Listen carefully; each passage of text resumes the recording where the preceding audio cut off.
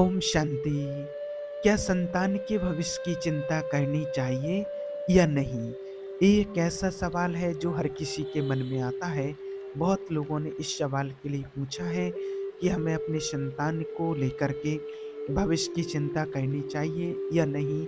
वो खुद कर लेंगे या अगर हम भगवान का ध्यान करते हुए और संतान के भविष्य को लेकर के चिंतित हैं या चिंता करते हैं, तो क्या भगवान के मार्ग में ये बाधक बन सकता है? ऐसे इस प्रकार के तमाम सवाल उनके मन में आते हैं। तो कई लोग कहते भी हैं कि क्या माता-पिता के लिए संतान के भविष्य को लेकर के चिंतित होना चाहिए? क्या उनके भविष्य की चिंता करना सही है? तो देखिए, बिल्कुल करनी चाहिए। संतान के भविष्य की चिंता करनी चाहिए।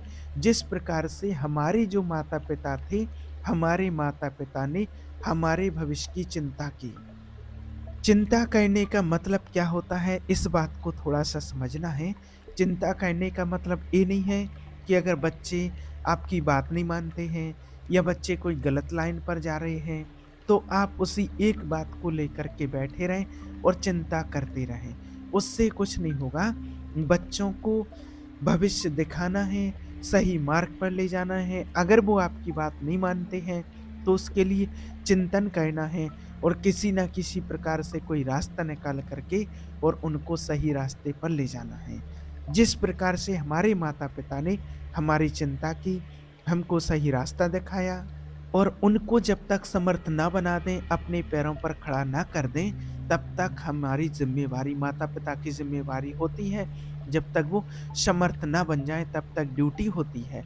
उनको पढ़ाना-लिखाना, उनको ज़िम्मेवार बनाना, उनको हर चीज़ से संपन्न बनाना। जैसे हमारे माता-पिता ने हमारी संपत्ति को माने उनकी जो संपत्ति थी, वो हमारे लिए की है और हमारे भविष्य की चिंता की है। इसी प्रकार से जो आपकी संपत्ति है, वो संपत्ति सुरक्षित अपने बच्चों के भविष्य उन बच्चों के हाथ में सौंपना, ये एक क्रम बना हुआ है और एक क्रम बना हुआ है कि हम अपने बच्चों को संपत्तिवान, बुद्धिवान, धर्मवान बना करके और फिर अपना सब चीज़ों से फ्री होकर के फिर भगवान का ध्यान करें, भजन करें। इतना तो करना ही चाहिए। नहीं तो देखिए, आपने यहाँ तक भी देखा होगा कि जो बच्चे होते हैं, छोटे बच्चे होते हैं, वो होते हैं गीली मिट्टी के समान। जो गीली मिट्टी होती है, आप उसको जैसी आकृति दे दोगे, जिस आकार में ढाल दोगे, वैसा ही वो बन जाएगी और सूख जाएगी वो। एक बार मिट्टी आपने कोई आकार उसको दे दिया, कोई आकृति बना दी और फिर जब वो मिट्टी सूख जाएगी और फिर अगर आप दोबारा से उसको चाहें कि उसको फिर से मिटा कर के कोई दूसरी आकृति दे दें, तो फिर आप उसको नई आकृति नहीं दे सकते हैं। एक बार बन गया, जो बन गया। इसी प्रकार बच्चों का भविष्य होता है कि आपने एक बार उनको जो जैसे बच्चे जो छोटे होते हैं, तो समझो कि वो गीली मिट्टी के समान हैं।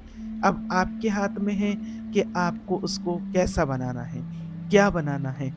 जैसे गीली मिट्टी से ही एक चिलम भी बनती है और एक सुराही भी बनती है, घड़ा भी बनता है। आपको क्या बनाना है, वो आपके हाथ में है। अगर चिलम बना देते हैं उस गीली मिट्टी से, तो वो चिलम खुद जलेगी और दूसरे को भी जलाएगी। और अगर उसी से सुराही बना देते हैं, घड़ा बना देते हैं, तो खुद भी शीतल रहेगा और दूसरों को भी पानी उसमें भरा जाएगा, दूसरों की प्यास बुझा करके दूसरों को भी शीतल करेगा। ये होता है मिट्टी का आकृति, किस प्रकार से उसको क्या आकार देना है, क्या बनाना है। इसी प्रकार बच्चों का भविष्य होता है। बच्चे छोटे होते हैं, वो गीली मिट्टी के समान होते हैं। आप उनको क्या बनाना चाहते हैं? आप ऐसा बनाना चाहते हैं कि जो खुद भी दुखी रहें, दूसरों को भी दुःख दें।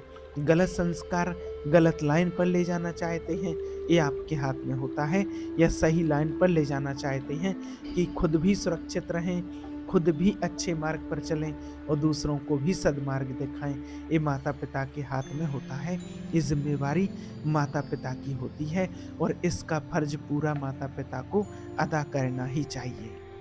कई लोग ऐसे भी देखे गए हैं, ऐसे भी बहुत लोग सामने आए हैं कि पहले उनने बढ़िया ब्याह-शादी किया है, सब कुछ उनका बढ़िया हो गया है, 2-4 बच्चे हो गए हैं, बच्चे बस पालने उनको ज़रूरत थी उस टाइम पर पालना की, हर चीज़ की आवश्यकता थी, उनको पढ़ाई-लिखाई की उनको ज़रूरत थी, आवश्यकता थी हर चीज़ की अपने जीवन में जो होना चाहिए, और वो सारी चीज़ें उनको ज़रूरत थी तब। उसी टाइम पर कोई पिता छोड़ कर के सन्यासी बन गए, जंगल में चले गए, कमंडल ले लिया और भगवान का भजन करने लगे। तो इसके लिए भगवान ने स्पष्ट किया है, कहा है कि जो कोई भी ऐसा करता है, वो कितना भी भजन पूजन कर ले, कितने भी तंत्र मंत्र जप ले, लेकिन उसको मैं कभी प्राप्त नहीं होता हूँ।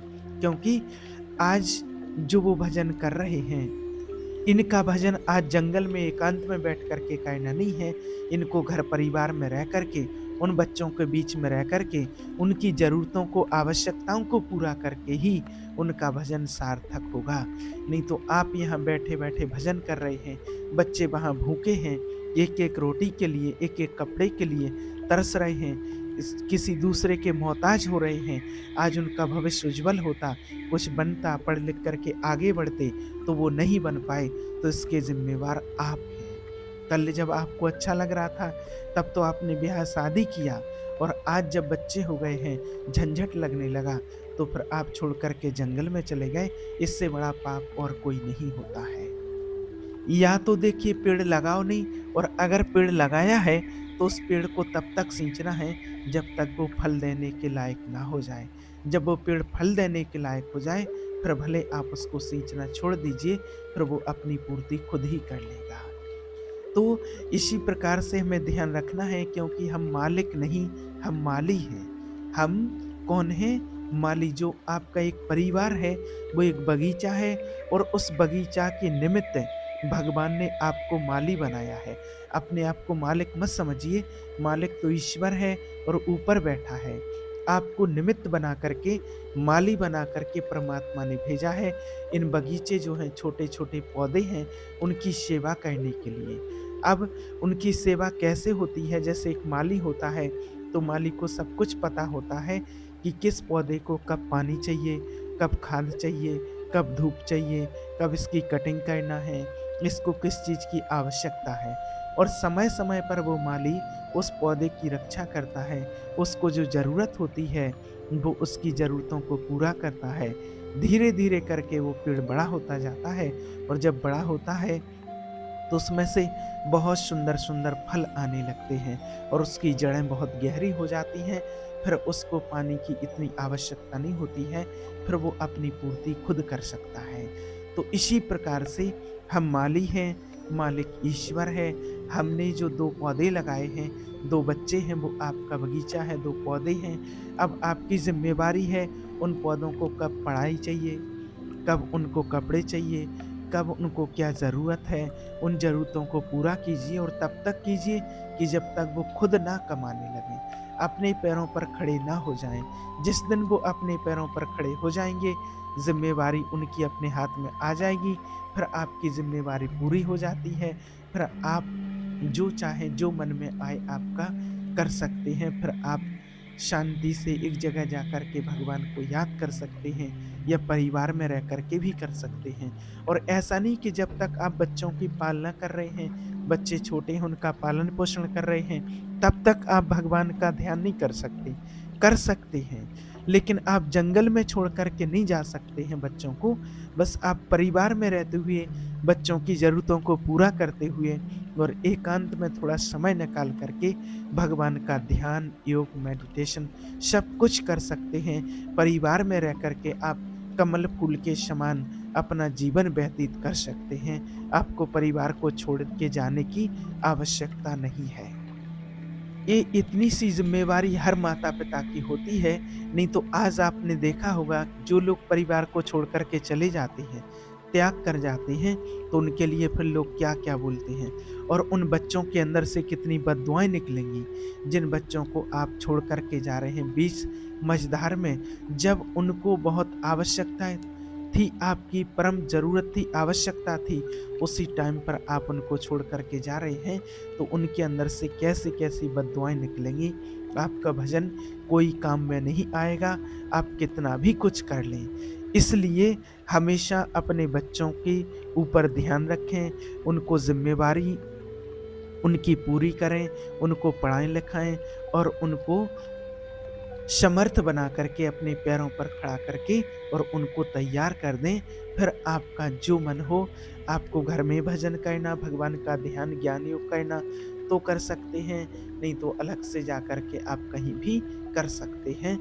लेकिन जब तक आपके बच्चे समर्थ ना बन जाएँ, अपने पैरों पर खड़े ना हो जाएँ, इस बात का सभी माता-पिता को विशेष ध्यान देना चाहिए। नहीं तो आपने देखा होगा परम ज्ञानी श्री जनक जी महाराज को, जब कोई धनुष नहीं उठा पाया माता सीता के विवाह का, तब फिर वो कितने व्यथित हुए कि अगर मैं ऐसा जानता तो मैं ये प्रण ही ना करता।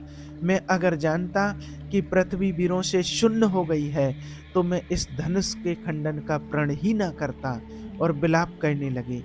तब लक्ष्मण जी भावावेश में आकर के उठे और कहा कि जहाँ रघुवंशमणि भगवान श्री राम बैठे हैं, वहाँ तुमने ऐसे वचन कैसे कह दिए? तुमने ऐस क्या समझ लिया? ये तो पुराना धनुष है। अरे अगर मैं चाहूँ रघुनाथ की आज्ञा पाऊँ तो पूरे ब्रह्मांड को उठाऊँ और कच्चे घड़े की तरह तोड़ दूँ। ये रघुनाथ जी का आदेश पाऊँ। लक्ष्मण जी कहते हैं भगवान शेषा अवतार हैं, तब जनक जी को शीतलता हुई और भगवान श्री राम जी ने धनुष को उठाया और उसका खंडन किया। तो कहने का भाव कि जो बड़े-बड़े ज्ञानी होते हैं, उनको भी अपने बच्चों की चिंता होती है, संतान के भविष्य को लेकर के चिंता होती है, और चिंतित तो होते ही हैं। ऐसा नहीं कि नहीं, अपने कर्तव्य को पालन करना और अपने कर्तव्य को पालन करने की चिंता हर एक माता-पिता को होनी ही चाहिए। और माँ बच्चे का सबसे बड़ा गुरु होती है। माँ जैसे संस्कार चाहे वैसे संस्कार देती है, वैसा ही बच्चा उसका बनता चला जाता है।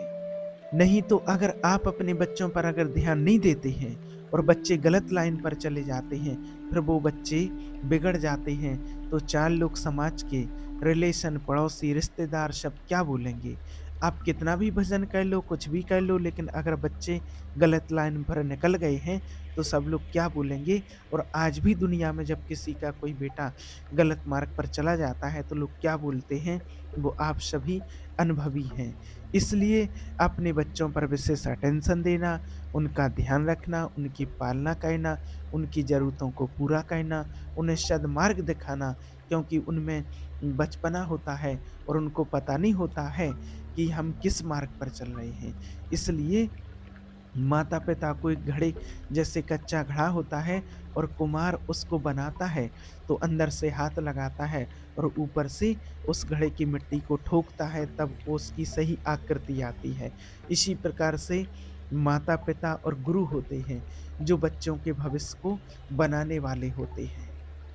नहीं तो जो बच्चे गलत लाइन पर हैं और जब उनको भविष्य में समझ में आता है, तो वो भी माता-पिता को शब्द बोलते हैं कि अगर माता-पिता ने हमारी पर ध्यान दिया होता, हमें सही लाइन दी होती, तो आज हम यहाँ नहीं, पता नहीं कहाँ से कहाँ होते। लेकिन हमें सही गाइडेंस नहीं मिला, माता-पिता ने हमारे ऊपर ध्यान नहीं दिया, तो फिर वो खुद ही बोलने लगते हैं कि कैसे दुष्ट हमारे माता-पिता हैं, जो अपनी संतान को ऐसा छोड़ दिया था।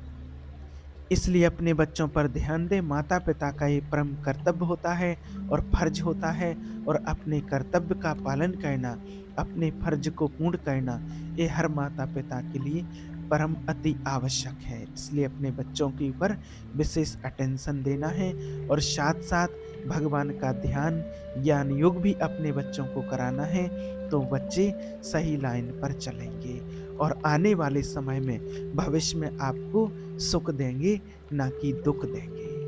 ओम शांति।